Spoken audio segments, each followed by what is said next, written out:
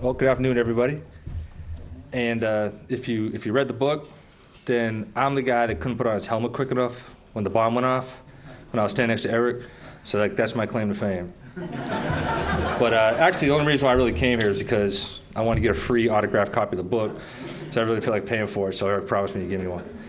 But actually, I was lucky enough to serve with Eric over in Fallujah area, and along with a lot of other great people, one of whom I'll mention here in a minute. And I know Eric's biography, and probably some of you have read the back of the book. I mean, Eric's extremely smart. Duke, accomplished, amateur boxer while he was at Duke, and then he's a Rhodes Scholar, goes to Oxford, gets his PhD, and then becomes a Navy SEAL. Only published one book already on photographs of his humanitarian work. So when most of us were just hanging out, looking for the next party, Eric was actually all over the world helping people already. So pretty incredible. And so way smarter than me, way better looking than me, all that good stuff. But when I met Eric back in 2007, I had no idea of any of this. He was just another person. He was a Navy SEAL. I was a Marine. He was just another person just there in Iraq to do his job. And when I met him, he was totally unassuming. He never walked up to me and said, "Hey, oh, by the way, I'm Eric Greitens with a PhD." He just came and said, "Hey, I'm Eric, and I'm here to help you find the bad guys in Fallujah, and we're going to do what we have to do to get it done." And we worked tirelessly. There were nights with no sleep. There wasn't a whole lot of eating. There wasn't a whole lot anything going on really for a long period of time other than just completing the mission and just getting the job done. And that's Eric I knew. And then he was also the guy that strapped on a weapon and walked beside me in the streets and rode beside me in the vehicles and put his life on the line just as readily as I and my fellow Marines did. And when you got somebody like that, you really trust them immediately and you appreciate who they are. And none of the background, none of the PhD, none of that stuff really matters other than just who that person is and how they're going to support you and how they're going to do their job. And so that's Eric I know. And then when I came home from Iraq, because after I got knocked on the head, I came home for a couple months, and I was able to meet Eric, and he was in this dingy little apartment in D.C. So I'm like, geez, this guy's as poor as I am. And one of the first things we did was, in the book, you recognize the name Travis Manion, First Lieutenant Travis Manion, who was, I've been a Marine about 25 years now, and I've never met anybody better than Travis. I mean, he is the epitome of a Marine, the epitome of a warrior, of a young man that could have done anything he wanted to do in his life. And he chose to strap on the uniform, strap on the sappy plates, and march into battle. And he gave his life so other people could live. And I'm forever, forever indebted to people like Travis, because Eric and I are here today, and Eric's writing books, and Eric's moving forward, and he's informing the world, and I'm playing golf because of people like Travis.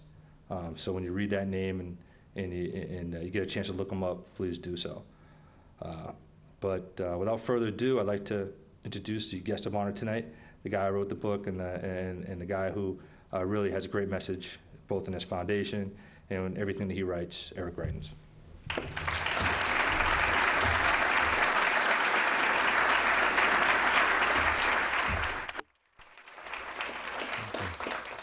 Well, first of all, good evening. Thank you all for coming out tonight. I've been looking forward to this for a long time, and I'm especially honored that Joel came out to talk tonight. Joel, thank you very much. Thank you very, very much for being here. Appreciate it. So Joel and I were joking the other day that ever since bin Laden was killed, Navy SEALs have been in the news quite a bit. And the other day, I was in Spokane, Washington, and somebody asked if I would do an interview for a newspaper in Spokane about what it means to be a Navy SEAL. So I went out and I talked to a reporter, and I woke up the next day, and I was excited to see that they had written a little story, and on the bottom it said, Navy SEAL says role requires humility as well as strength. I thought, oh, that's nice. That's a nice little headline about what it means to be a Navy SEAL. And then I noticed that story was right underneath a story about a wild pig that had been shot dead in the street. And that story, the headline was, Ham on the Lamb dies with a bam. And I thought, no matter what the Navy SEALs do, it's tough to beat those wild pig stories. But what I thought I'd do tonight is I'm just going to start right at the beginning of The Heart and the Fist. And I'm going to read to you a passage. It comes from a time when Joel and I were serving in Iraq in 2007.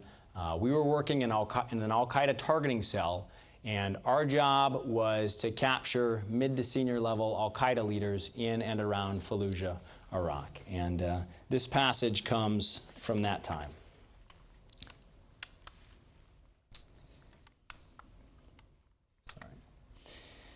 The first mortar round landed as the sun was rising. Joel and I both had bottom bunks along the western wall of the barracks.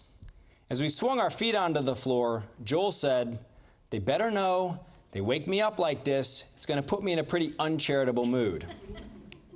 Mortars were common, and one explosion in the morning amounted to little more than an unpleasant alarm. As we began to tug on our boots, another round exploded outside, but the dull whomp of its impact meant that it had landed dozens of yards away.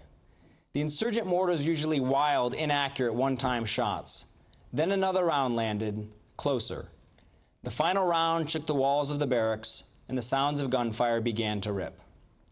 I have no memory of when the suicide truck bomb detonated. Lights went out, dust and smoke filled the air. I found myself lying belly down on the floor, legs crossed, hands over my ears, with my mouth wide open.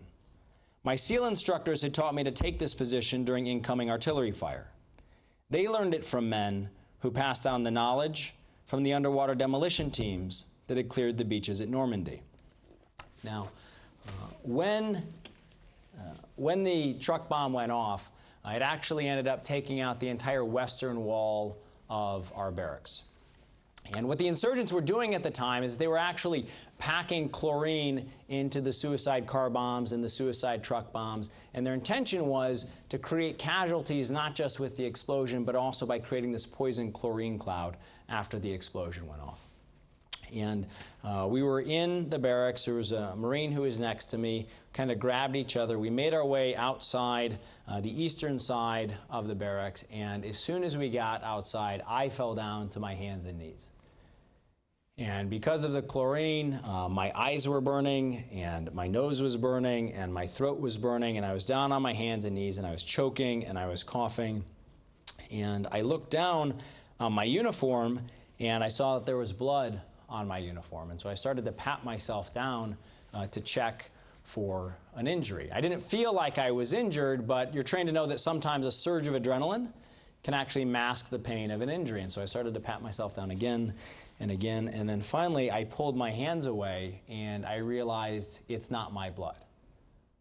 It was the blood of my friend Joel, who had been standing this close to me. And when Joel and I were serving, that was just one moment from our service together on the front lines. And The Heart and the Fist is really, it's a book about service on the front lines. And I talk about service on the front lines of humanitarian work overseas, working in places like Bosnia with refugee children, working in Cambodia with kids who'd lost limbs to landmines, working in Rwanda with kids who'd been separated from their parents. Talk about what it's like going through Navy SEAL training and combat deployments overseas on the front lines of places like Iraq and Afghanistan. And then I also write about the work that we do today on the front lines here at home, working with wounded and disabled veterans to help them to find a way to win this battle on their front line so that they can come back and continue to serve as citizen leaders again. And what I've learned in all of that work is that we all have a front line in our life. We all have a place in our life where our hopes for the future and our hopes for the people that we love come right up against the reality that the world presents to us. And I believe that in order for us to be successful on those front lines, it takes a combination of courage and compassion. I think it takes a combination of the heart and the fist to be successful on those front lines. And I'm really excited to be here with all of you today, because one of the other things that I have also learned is that in order to be successful, it takes the right kinds of friends. And for me, as I'm standing here looking around the room, I'm seeing friends who who worked with me doing humanitarian work.